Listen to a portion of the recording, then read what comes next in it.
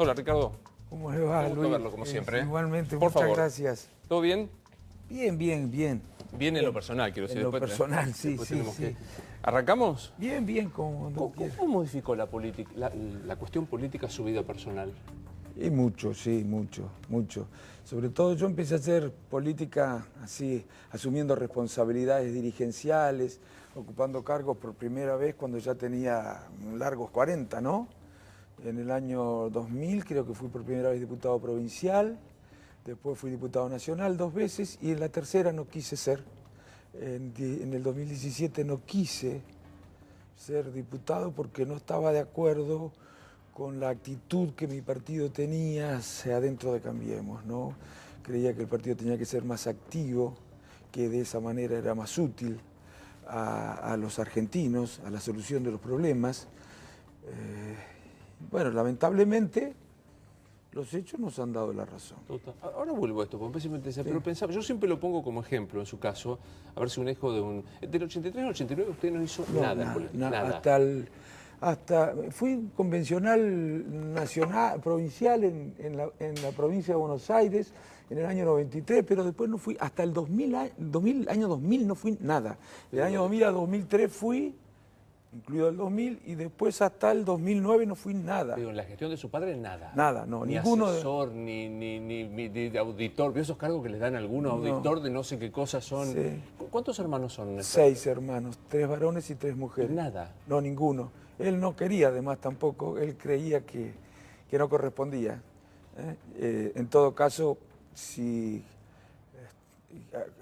podían ocupar algún lugar eran los que se elegían a través de la voluntad popular, decía, pero él no quería designar. 6 hermanos. 6 hermanos, sí. Ahora, mire que han sostenido el perfil bajo. Sí, gracias a Dios no nos conocían, Luis, no nos conocían. Gracias a Dios por varias cosas, porque, bueno, es lindo el anonimato, y por el otro lado las cosas estaban mal, ¿no? En aquellos años, en aquella transición, sabíamos nosotros todos que iba a ser muy difícil esa transición, ¿eh? Aquellas sí que eran herencias. Pero habrá visto, ¿no? O sea, bueno, cuando se hacen los recuerdos del fallecimiento de su papá o qué sé yo qué, hoy todos hacemos, y me incluyo, un mea culpa de no haber valorado, digo, juicio a las juntas, reconstituir el pensamiento, pero digo, ¿los 6 hermanos viven, Ricardo? Sí, los 6 vivimos. Sí. ¿Y a qué hacen? Bueno, 2 somos abogados, Javier y yo, Raulo seguros, mis hermanas, una de ellas letras, la otra historia, pero vive afuera, vive en Estados Unidos hace tiempo ya. Ya cuando papá era presidente ya vivían allá porque se fue, el esposo es médico y se fue a trabajar allá. La otra ama de casa. ¿Y nada? No, nada. Ninguno, nada. Y en realidad cargos designados, yo tampoco. Yo he sido, en todo caso, elegido por la voluntad popular previas internas y sometiéndome a las elecciones, ¿no? ¿Y cómo vive cuando por ahí... Bueno, ahora se discutió el tema de Florencia Kirchner, sí. ¿Cómo vive eso? Sí. No, lo de Florencia yo la dejaría un poco en paz porque me parece que está con problemas, ¿no? Por otro lado, no hay ningún acto procesal que haga necesario que ella esté ahora acá. Me parece que, bueno, tenemos que tener un poquito más de consideración frente a una chica que está enferma y que jamás se ha negado a acudir a la justicia cuando la ha citado la justicia, incluso su madre, ¿no?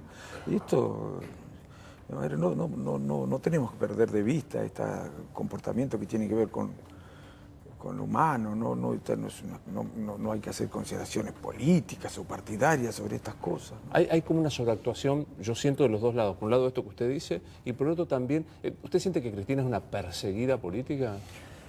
No, yo creo que hay una gran grieta y una proporción importante de la sociedad que ve contaminada su visión como ciudadano por sentimientos negativos. Y lo mismo pasa con el PRO, ¿no? Yo creo que hay los sentimientos que tiene una proporción importante de la sociedad a la hora de considerar las distintas alternativas que existen en la política no son los más adecuados, ¿no? Hay doble vara, las cosas no están buenas o malas en sí mismas, sino según quien las haga. Hay casi como un deseo de que de castigo y casi como si disfrutara a veces cierto sector de la sociedad cuando a otro le va mal. Puro odio, ¿no? No quiero decirlo, pero sí, creo. La grieta es muy mala. Hay grieta, pues usted dijo algo interesante, hay grieta con el PRO.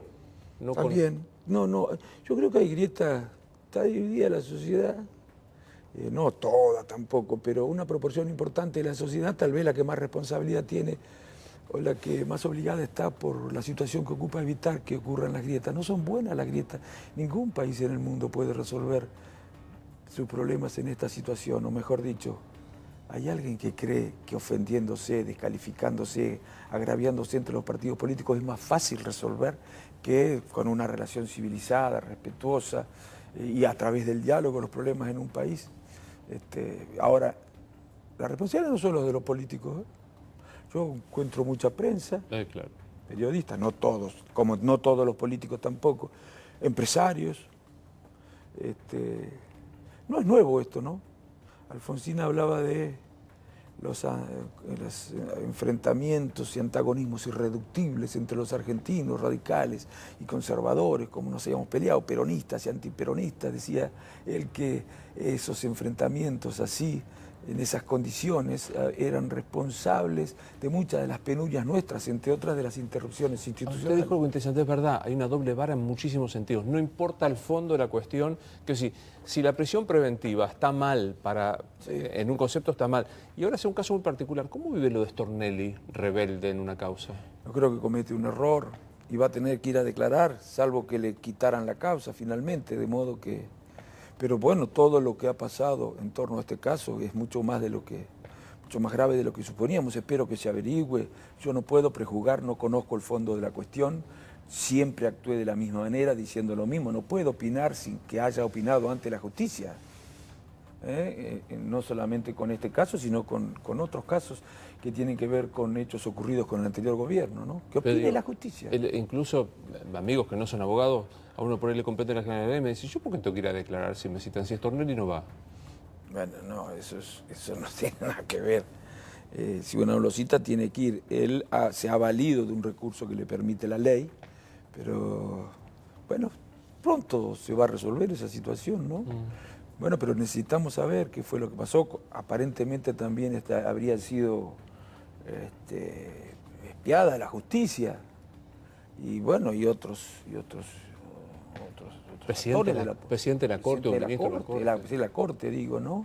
Bueno, eso es muy grave, tenemos que saber si era una organización desmadrada, como dijo uno de los arrepentidos, o si alguien tenía conocimiento de esto que estaba ocurriendo. Yo no puedo creer que alguien con responsabilidades importantes pueda haber tenido conocimiento y no haber hecho nada para evitar que ocurran estas cosas. Sería gravísimo. Usemos la frase, Alem, ¿se rompe o se dobla? Cambiemos. Bueno, la UCR. No, ese era por los radicales, pero digo, hoy, sí. ¿Se rompe o se dobla? Cambiemos. Yo creo que Cambiemos puede perder las elecciones. Después de perder las elecciones, creo que va a pasar como la mayoría de las alianzas cuando pierden las elecciones. Puede perder las elecciones. Y esto es lo que no entiendo. Me cuesta comprender que los radicales no adviertan, que el PRO no advierta que es necesario cambiar las políticas y recuperar las expectativas de la sociedad, que insistir con que esto es lo único que se puede hacer, que no hay alternativa, como decía Margaret Thatcher, y que en el futuro gobierno se seguirán aplicando las mismas políticas. Digo, me cuesta creer que piensen que así se puede despertar el entusiasmo y el acompañamiento de la sociedad para estas elecciones. ¿El discurso de Macri se parece al de Thatcher en aquel momento? Bueno, en cuanto decía que no hay alternativa, esa es una frase antipolítica. En política siempre hay alternativas. En definitiva, la política es una cuestión que tiene que ver mucho con las relaciones de poder.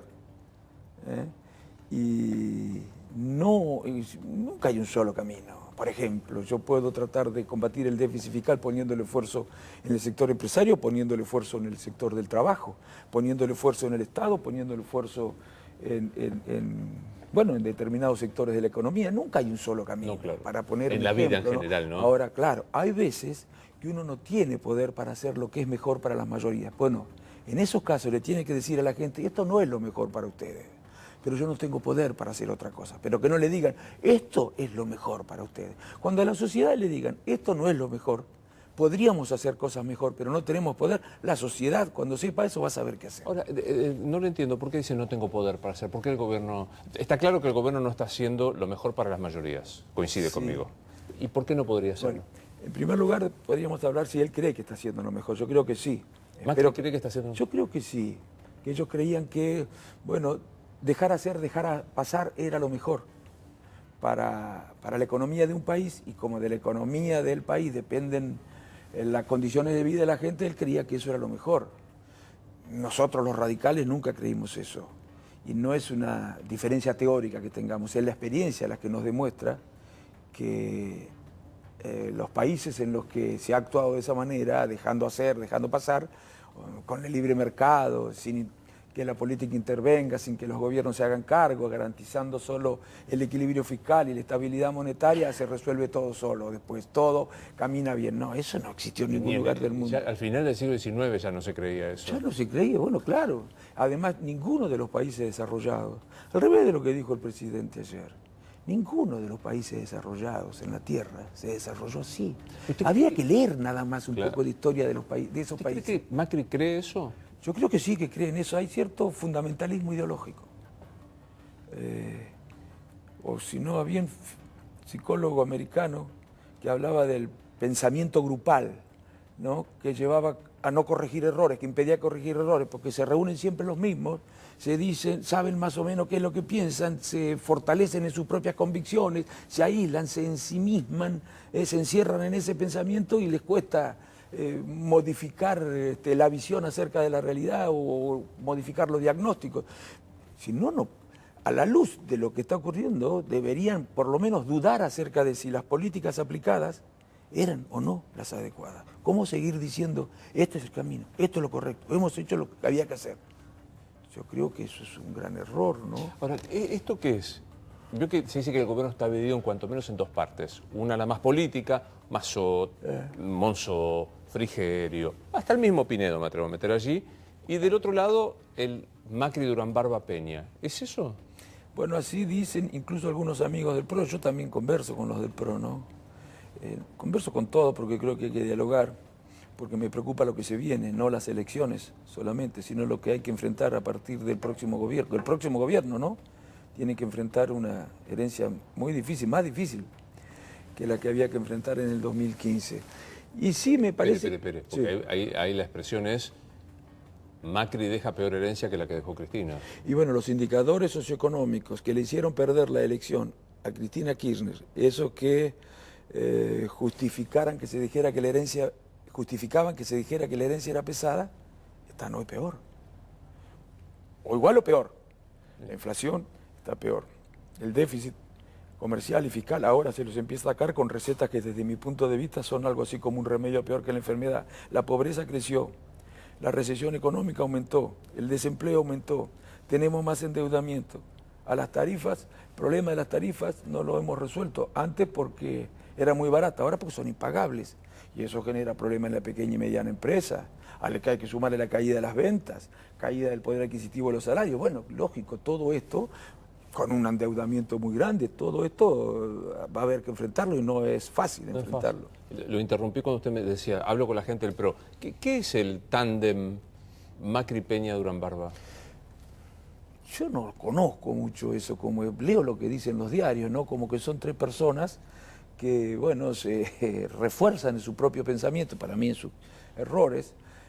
Me da la impresión de que ahora se está abriendo un poco más, por lo menos al partido, a la Unión Cívica Radical, el PRO, está escuchando un poco más y los radicales se atreven a decir algunas cosas.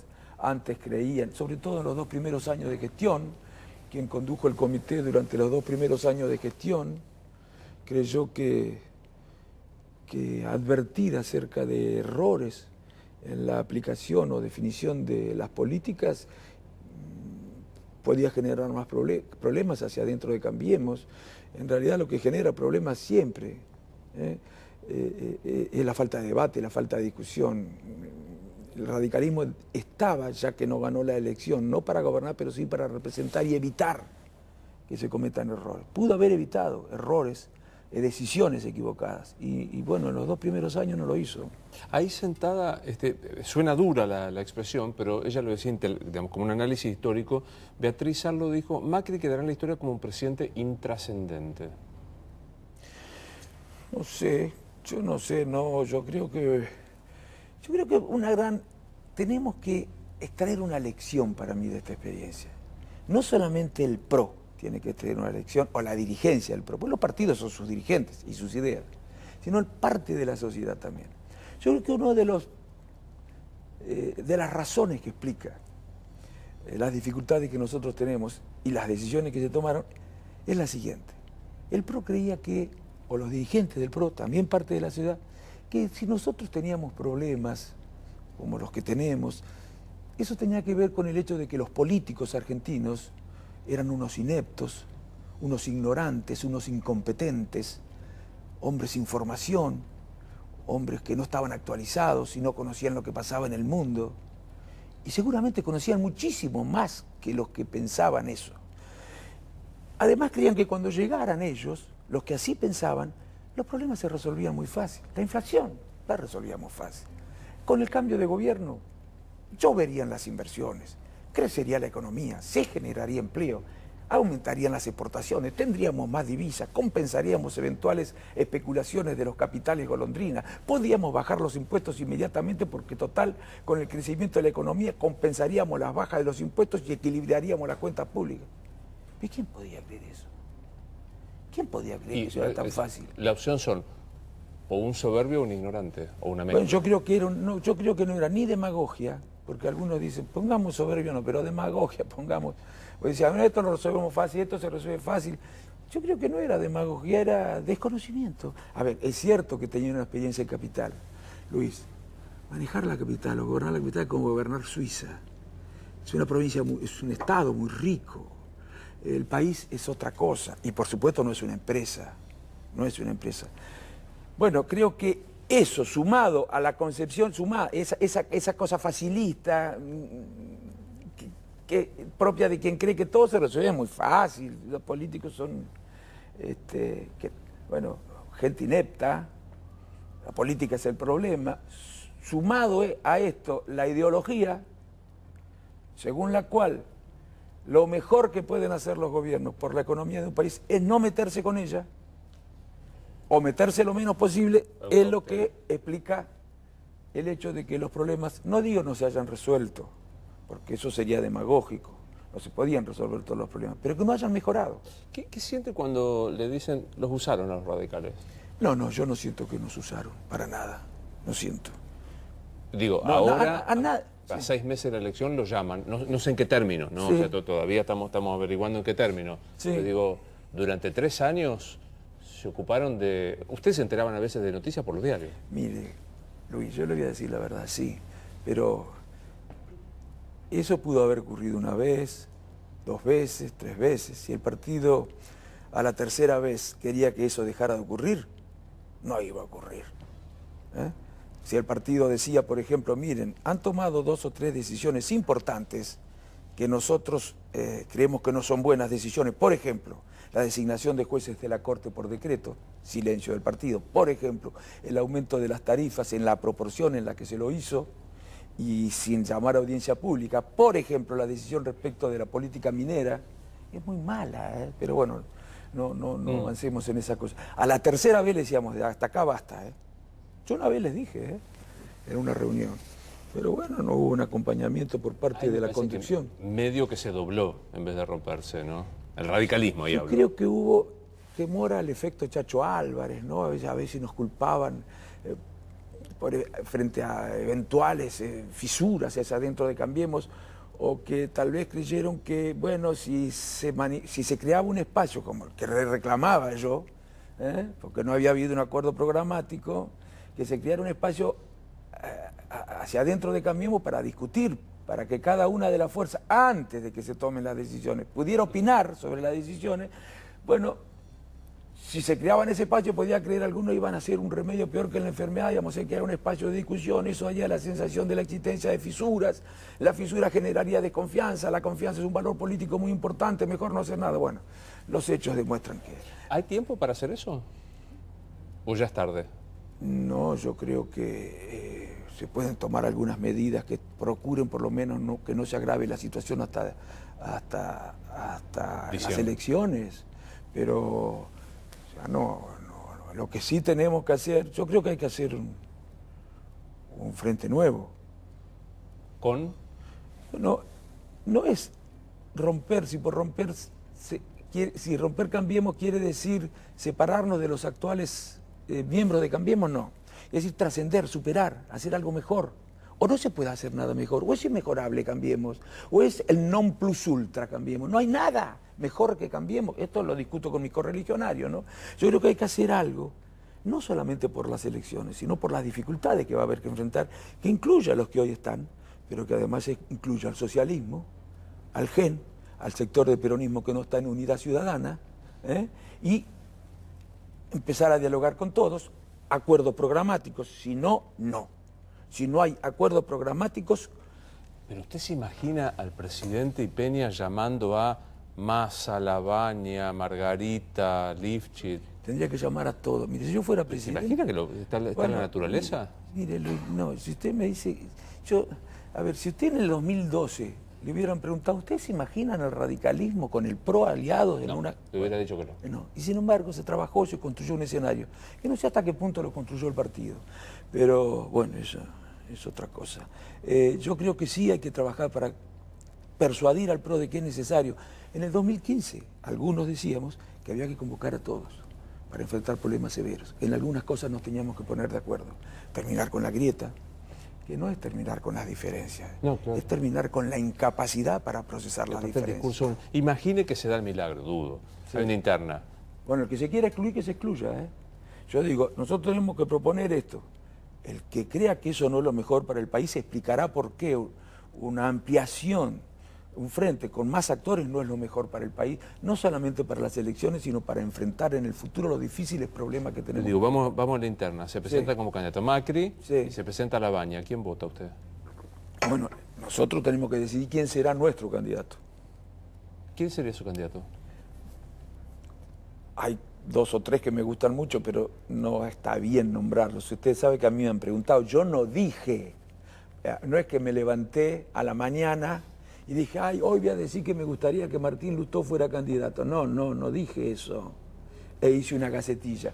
A mí me llaman un día, fines de diciembre creo que era, y me preguntan, ¿el radicalismo tiene que tener candidato propio si se ratifica lo dispuesto en el año 2015? ¿Si se hace el mismo acuerdo? Por supuesto, dije. Eso le molestó a los radicales, a algunos radicales. Y a continuación me preguntaron, ¿podría ser Martín Lustó? Porque ya estaba circulando el nombre. Sería un gran candidato. Y no solo dije eso, sino que dije, además, creo que ganaría la PASO. Eso le molestó más todavía. Y al presidente que lo llevó de viaje y se ofendió porque Lustó osó decir que hay que abrir a la democracia partidaria. Aunque esa, yo no sé hasta dónde no fue fingido esa molestia, porque en realidad eso se había manejado antes y decían que del propio PRO salía esa idea, porque cuando Cambiemos atravesó dificultades decía que era necesario generar unas pasos para contener a los descontentos. Así que eso no sé hasta qué punto hubo tal molestia. Pero yo, eso es lo que me pregunto. No hay nada mejor. Fue perfecto. No se puede corregir. Es realmente la respuesta del 2015, la respuesta más apropiada hoy. La gente hoy demanda exactamente lo mismo que demandaba en el 2015. El presidente dice que sí, es el único camino. Bueno, pero el presidente dice que yo creo que se equivoca, el presidente y mucho. Y quisiera ver si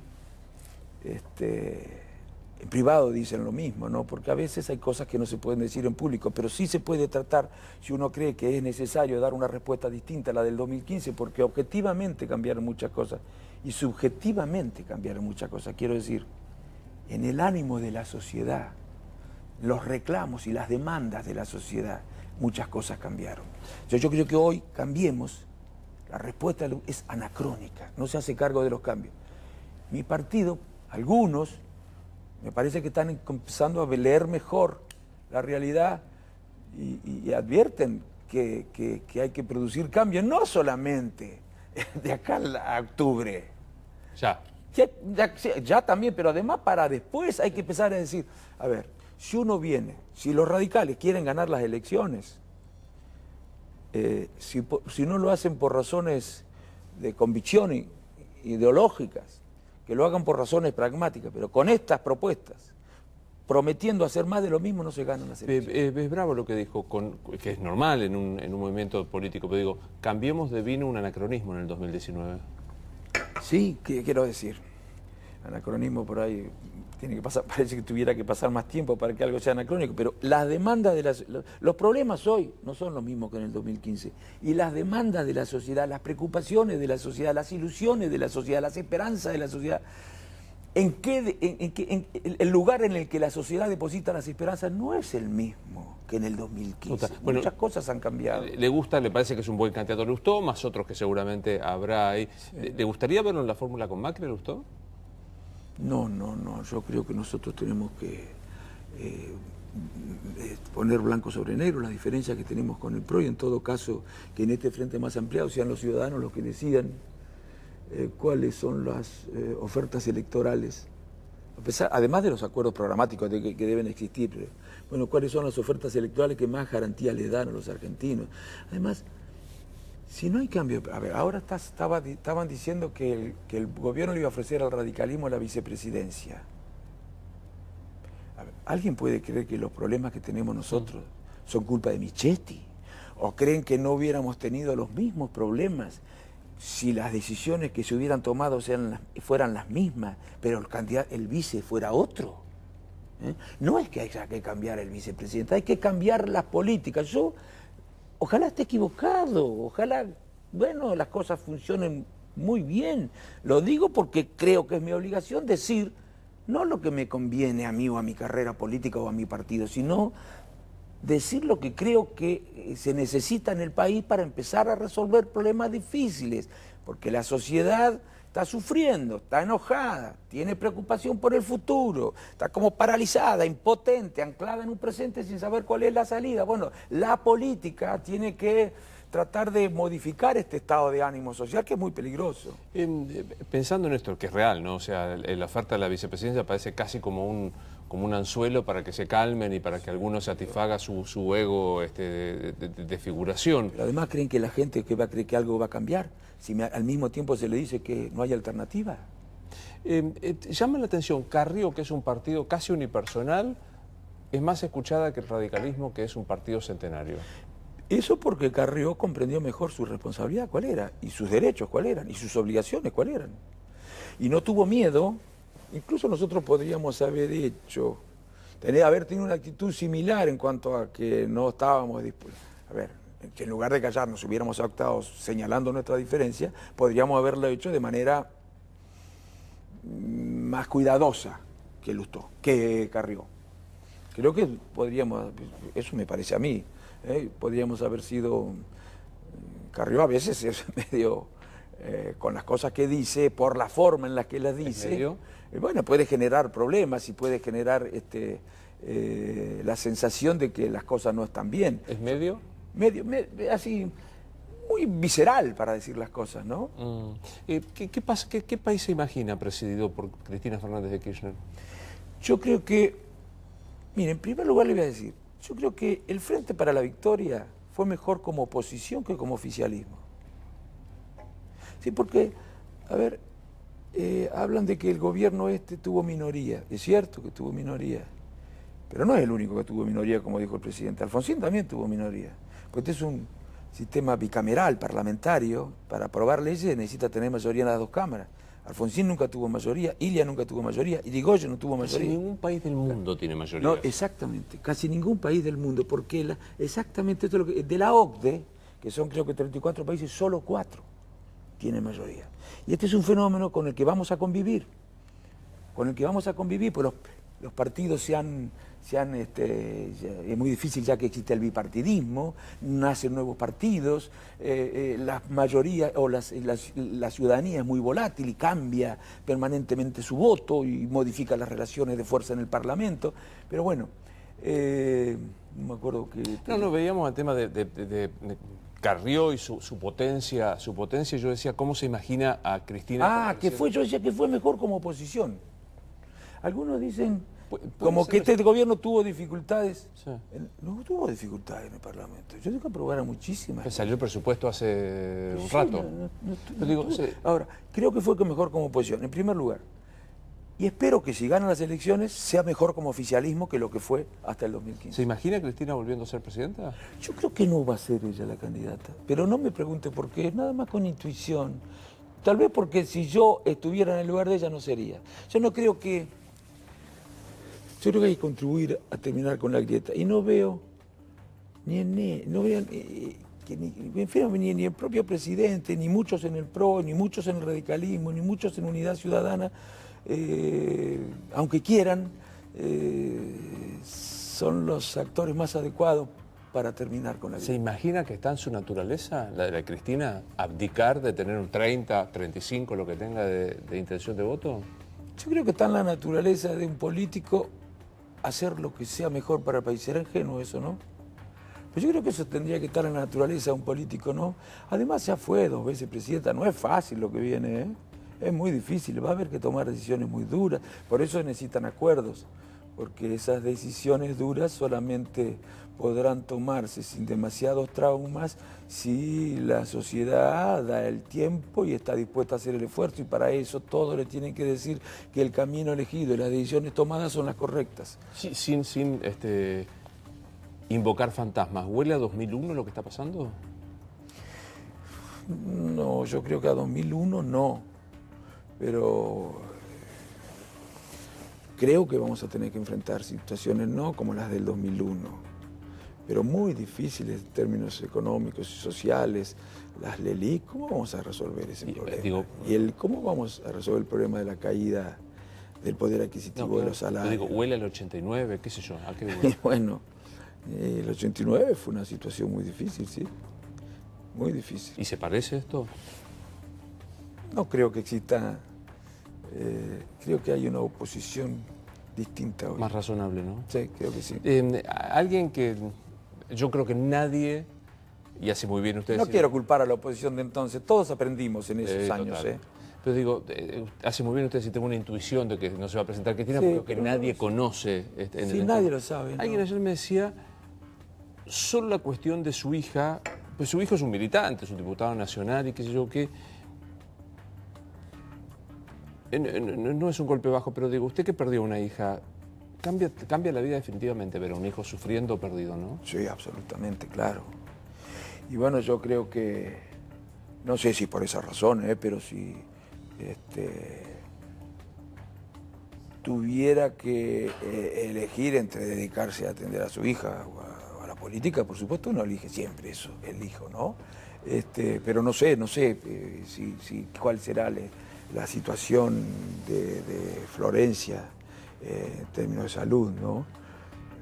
Lo que digo bueno, porque si no inician el juicio oral, si no hay ningún acto procesal, ¿por qué andar haciendo o diciéndose, que están diciendo todas las cosas que se dicen? Bueno, que lo digan en su momento, cuando efectivamente ocurran las cosas, ¿no? Si no soy indiscreto, ¿cómo rearmó su vida después de aquella tragedia? Y bueno, la política, mi padre, me acuerdo, le dijo a unos amigos míos, porque yo me había encerrado una semana, ¿no? Le digo a la gente que la mochila se acomoda, se supera, aunque parece al principio insuperable, se supera. Y mi padre le dijo, vayan a buscarlo, porque si no, por ahí no salen más. Vayan a buscarlo, organícenle actividades. Bueno, y me organizaron muchas actividades. Y la política me ayudó, sí, me ayudó, porque es muy absorbente, muy estresante la política. Pero si uno tiene una admiración por don Raúl, me conmueve especialmente que el viejo haya dicho cuando usted perdió a su hija, sí, vayan y búsquenlo. Sí, así les dijo a unos amigos míos, Miguel Bassi, que hoy está en otra cosa, en la política, digamos, hacia adentro del partido, ¿no? Somos muy amigos, lo importante es que seguimos siendo amigos, aunque pienso exactamente, muy diferente de lo que él piensa en estos momentos, y a otro amigo, Jorge de Antoni, así se llamaban, y son ellos, digo, y me organizaron muchas actividades, Y bueno, eso me ayudó, ¿no? Eso me ayudó, sí. ¿Y cómo era el viejo respecto a los sentimientos? ¿Usted pudo charlar con él cuando pasó esto? ¿Cómo se manejaba? ¿Era que mi viejo era un duro? No, no. Papá, por lo pronto, no sé, gente cree que era chinchudo. No, no era para nada chinchudo. Era chinchudo. No, no, pero no en la casa, ni se levantaba de mal humor, ni andaba de mal humor. No, era un hombre de muy buen humor, de muy buen humor.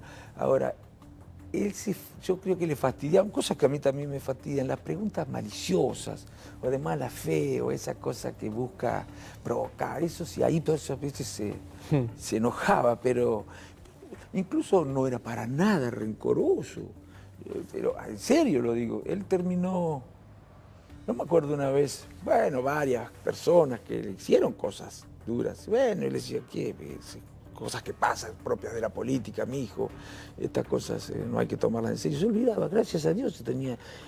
Él me dijo una vez a mí, y yo creo que él era así, me dijo, en política, hijo, no solamente, pero yo tendría 20 años, no solamente hay que relacionarse con gente inteligente, informada, sino con gente sana, ¿no? Gente sana. Bueno, no ser rencoroso, sano, ¿no? Ser muy equilibrado emocionalmente, no engancharse en cosas. No ser competitivo, por ejemplo, ¿no? No ser medio paranoico, andar viendo siempre conspiraciones. Es fundamental. Claro. Hay mucha paranoia, hay Sí, mucho hay paranoico que anda Sí. todos conspiran contra Claro, él. y yo si me quiere serruchar el pie, bueno, esas cosas, ¿no? Yo me lo acuerdo, siempre cuento el mismo cuento, yo tendría 20, qué sé yo, trabajaba en Rosario y vino su padre, ya expresidente por supuesto, y me acuerdo que hizo una pregunta idiota, con una soberbia de esa. Y como corresponde, me revoleó por el aire, me contestó y cuando fuimos al corte me dijo, muchacho, tranquilo, está todo bien con usted. No me pregunte esa boludez. Y me pareció, digamos, siempre que lo recuerdo en esa actitud. Yo estaba aterrorizado porque me echan después de esta barbaridad. Entonces me lo imagino, pobre. no sé, me lo imagino la charla con usted en los momentos buenos y en los otros, como yo decía, me lo imaginaba más duro. Usted dice que no. No, para nada. Incluso menos severo que mi madre. Mi madre era más severa. Él la tenía que a veces le tenía que decir, basta mujer, ya lo retaste hace una semana y varias veces. Porque mamá insistía, ¿no? Cuando hacíamos una macana con el reto, capaz 15 días. No todos los días, pero cada 2 o 3 días por ahí, cuando recordaba lo que habíamos... Pero dijo algo que por ahí ayuda a muchos, se acomoda la mochila. Sí, las mochilas más pesadas se acomodan, ¿no? Sí, a mí me sirvió mucho ir a ver a un amigo al que le había pasado exactamente lo mismo, ¿no? Y porque yo pensaba, digo, esto, Dios mío. Bueno, entonces cuando entro me dice, mira, ¿ves esa foto? Carlitos Yoldi, me dice, ¿ves esa foto que está ahí? Estaba la hija a caballo. Se le había muerto la hija también en un accidente de auto.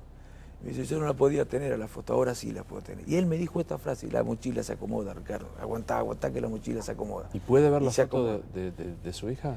Sí, la tengo en mi casa, pero por ejemplo no la tengo en el documento, como me habían dado una foto, o en el teléfono, no. No. No, eso no. ¿Y cree en Dios usted, Ricardo? Sí, como yo un día le dije, como creo que fue Chesterton, dijo, creo que creo. Creo que creo, sí. Ayer lo vi a Grabois, a Juan, estuvieron hablando de esto también. Sí. Me gustó mucho el programa. Es un hombre ético.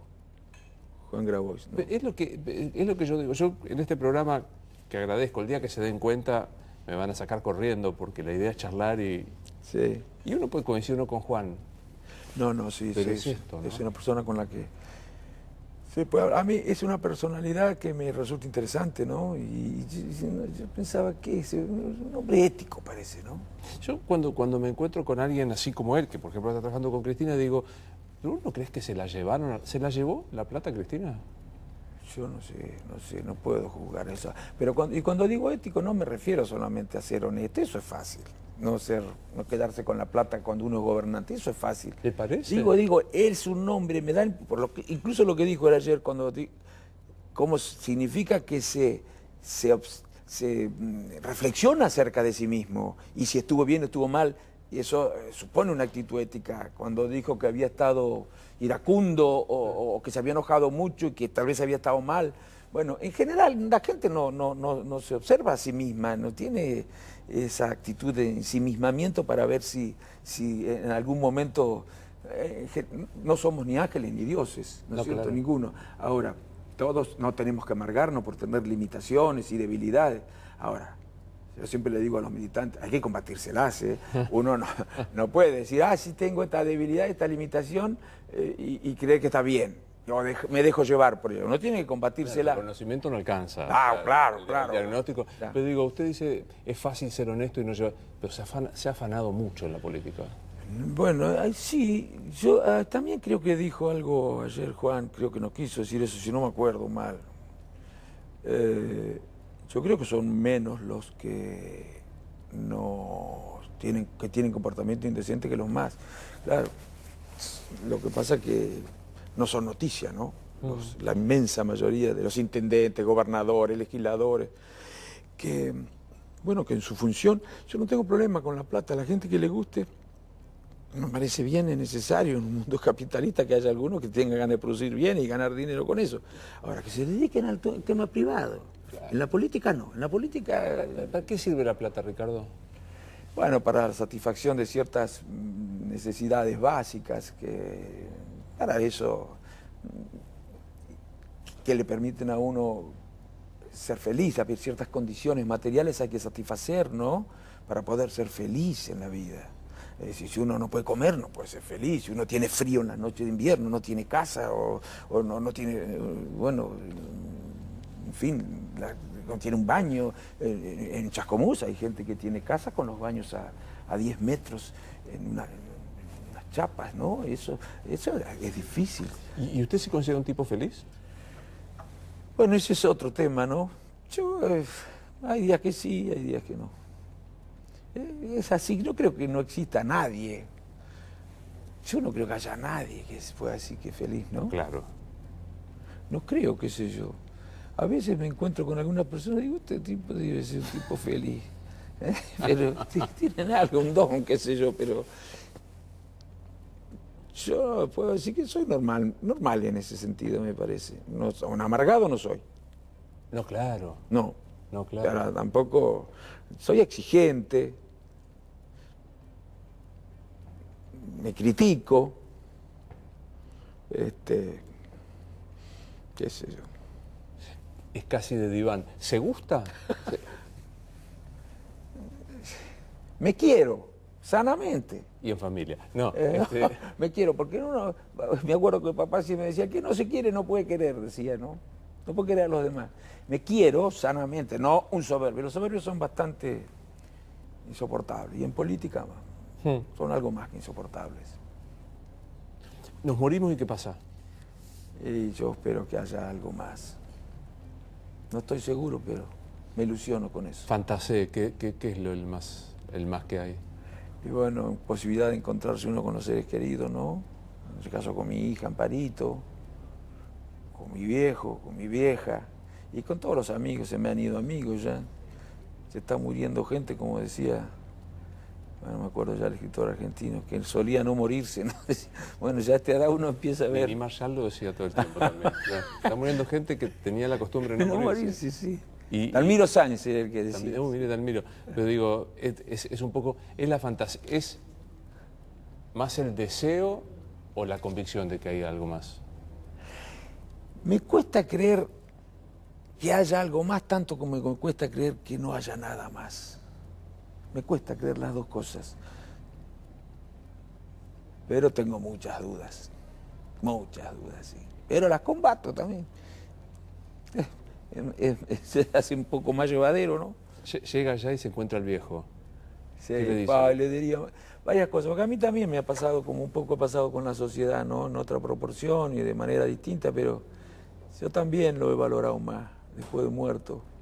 Y a veces tengo la sensación, creí que nunca iba a sentir esto, de que no le dije algunas cosas que debía haberle dicho, ¿no? ¿Por ejemplo? Bueno, muchas más cosas, pobre, muchas cosas que me da no sé qué decirle, pero que no sé si estuviéramos vivos si me animaría a decirlo, porque no soy de expresar sentimientos tan fácilmente, ¿no? ¿Pero le era fácil decirle papá te quiero? Nunca se lo debo haber dicho así. No me joda. No. Perdón. No. Así no creo, así no. Pero, en fin, pero me hubiera gustado qué sé yo, decirle más cosas. Me imagino que debe haber debe haber vivido momentos muy difíciles él, sobre todo después de que dejó, en la gestión y después de que dejó la gestión. Y yo no sé si tuve, tal vez porque uno idealiza y tiene una visión medio como omnipotente de los padres, ¿no? Y seguramente no sería tan omnipotente. Nada. Bueno, no sé si que decirle te quiero no era lo que me faltaba, sino demostrarme más sensible frente a lo que a las cosas que él podía estar viviendo, ¿no? Ser presidente no es... El que quiera cosas fáciles, que se dedique a otra cosa. Usted sabe que yo no creo en nada, creo que se termina acá, Sí. o sea, pero estoy dispuesto a empezar a creer solo para decirle que estoy seguro que su viejo está orgulloso de usted. Pero muchísimas gracias, Luis. ¿Él le dijo alguna vez, Ricardo, te quiero? No, él no decía tampoco así. Incluso decía que decía que con los sentimientos hay que ser medio medido al manifestarlos, ¿no? Pero escribió en un libro, que algunos radicales nunca lo recuerdan, dijo algo así, como, no queda bien que lo diga yo, pero él me hizo un elogio, en un libro que escribió la esposa de Pablo Giussani, una biografía autorizada, creo que se llama Raúl Alfonsín. Dice, hay otro Alfonsín y hace un comentario que se refería, elogioso, y muy excesivamente. Bueno, me gustó charlar con usted, Ricardo. Gracias, Luis, muchísimas gracias.